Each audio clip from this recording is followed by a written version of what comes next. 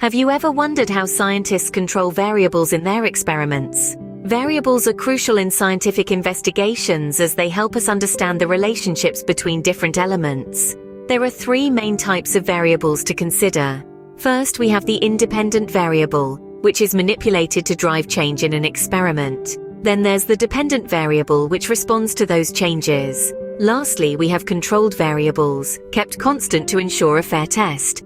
Understanding these variables allows scientists to conduct fair and accurate experiments. First off, we have the independent variable.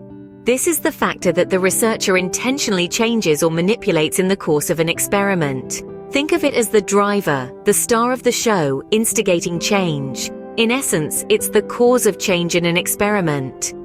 Next up, let's talk about the dependent variable. Imagine it as the outcome we're keen to observe in an experiment, responding to changes we make in the independent variable.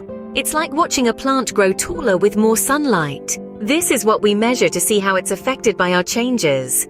Last but not least, we have controlled variables. These are the elements we keep constant in our experiment, ensuring they don't sway our results. Think of them as the consistent base upon which we build our investigation. These are the constants that help ensure our experiment stays fair and accurate. So, to recap, the independent variable is what we change or manipulate in a study. It's the cause, the driver of change. The dependent variable is our response to these changes. It's what we measure to see how it's affected. And let's not forget about controlled variables. Those constants that keep our experiment fair and balanced. They make sure nothing else interferes with our results. Remember, understanding these variables is key to conducting and understanding any scientific experiment.